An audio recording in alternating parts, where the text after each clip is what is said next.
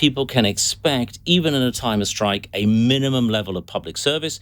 That's what, for example, France and other European countries do. Angela Rayner has said she will repeal that, which is a very reasonable measure, within 100 days of Labour taking office. Keir Starmer, far from disowning her, has actually said it was a brilliant speech. So here I think we let Labour's let the mask slip. They've admitted the fact they're in the hock to the trade unions, who provide a huge part of Labour's funds. So I think people will sit up and take notice, people who support the minimum service legislation. One of her headline lines, if I can put it that way, was that Labour would introduce an economy that really worked for working people. Do you think the economy works for working people now? Well, look, I think in terms of, it's very popular, things like the minimum service level, some of the anti-strike legislation, actually works for working people. Who actually takes the train in the morning to get into work? It is working people. Who actually uses ambulances and depends on other services for their livelihood and their well-being is actually working people. So I think a lot of what we're doing is to benefit working people. A lot of the people who will be voting in the general election are unionised workers. What are you offering them? Well, what we're offering them is continued prosperity, access to the economy, record low levels of joblessness. Unemployment remains at a 30-year low, employment at a high. These are the things, real jobs for real people. Well, if I look at the number of days lost from either strike action or from allied action over the last year, it is absolutely astonishing. It's the highest since records began in 1931. 690 days lost average in July this year. That's the highest, as I say, since 1931. The previous highest was 530 stoppages in March 1970. And you look across the board, you look at the graphs, and the number of days lost from strikes or stoppages is almost out of control, which suggests that whatever you're doing in terms of unionised labour in this country, you're losing the argument. It's not going well, is it? Well, actually, we've solved quite a number of those strikes. Let me say that, first of all. We're working continually at getting strike action down. It's a really important part of how we deliver on Rishi's five-point plan, particularly when it comes to hospital waiting lists. But I don't think, Andrew, anybody seriously believes that the number of strikes would be lower under Labour. I think most people think it would be higher under Labour. That has always been their experience, that Labour has been terrible at managing strike process. Greg, it's rarely been as bad as it is at the moment under the Conservatives. Well, but we are dealing with it, Andrew. We are getting those number of strike days down. We're working at it very, very hard. Rishi Sunak, Steve Barclay, the rest of the cabinet working really hard at getting those strike days down. Mark Harper at Transport.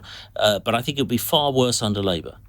Let me turn to another thing. The triple lock we were talking about at the beginning of the programme is a disgrace, isn't it? No, it isn't. No, the triple lock has actually delivered, on average, about £3,000 per annum better on the state pension than in 2010. Oh, it's delivered that for pensioners. But if you look forward, the way it's put together means that inevitably, it is going to be unsustainable. Every economist who looks at it thinks that, and yet the government is just looking the other way because you're worried about older voters in the election. No, I disagree with that. It's actually worked well for the last 13 years.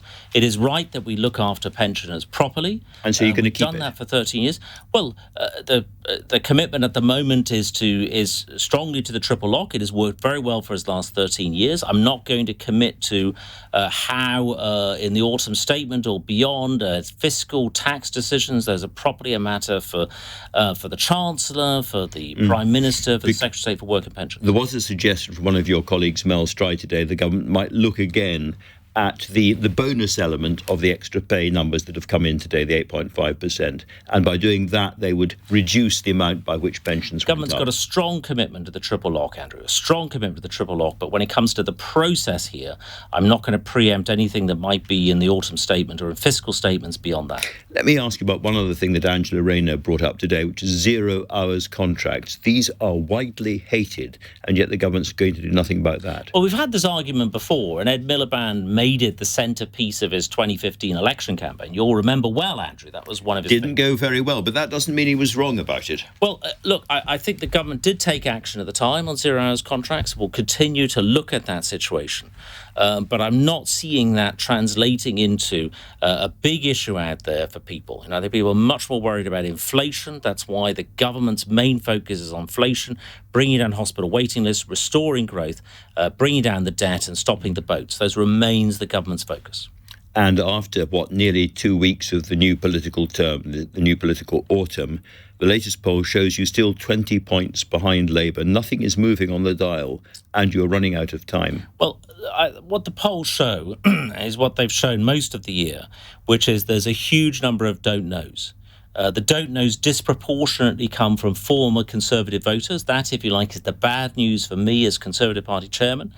The good news is that these people are receptive to Conservative Party messages and could come back to us. They haven't defected to Keir Starmer. There's no love for Keir Starmer. So I've yet to meet anybody, Andrew, come to the door in this country, and I've been up and down the United Kingdom all year. Nobody has yet come to the door and said that Keir Starmer is the solution to their problems. And yet they look at what's happening day in, day out, and they know there are problems. 2,000 migrants one day last week. Well, obviously, the number arriving by boat is down on this time a year ago. But we've got a lot of work to do. I agree with that. There's a lot of work to do. We've done really important agreements. The numbers coming from Albania are down 80% or more. These are really, really good progress, but we've got a lot of work to do. So what does the rest of the autumn look like for you? You've got 3 by-elections. Of those 3, what is the most important one for the Conservative Party? Well, look, I think they're all important for us. We always take every election seriously. We're the only party that runs across the United Kingdom, so we'll be running in all 3 of those. They're all important for us. What's your sense in your waters of your prospects in those 3?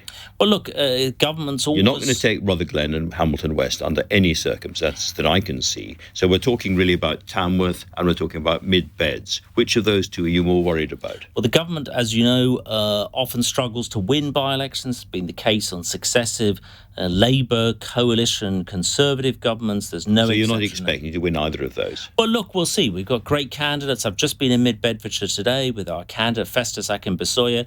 He is amazing. He has a fantastic recognition on the doorstep. He's the police and crime commissioner there. He is a really, really strong candidate for that by-election on the 19th of October. I deduce from your answer that Mid-Beds looks a little better to you than Tamworth, but I might be wrong. Well, I mean, Tamworth, we're selecting a candidate. We'll be running there very, very strongly indeed, and very hard to hold Tamworth. But I repeat, it's difficult for governments of all stripes to hold constituencies in by-election.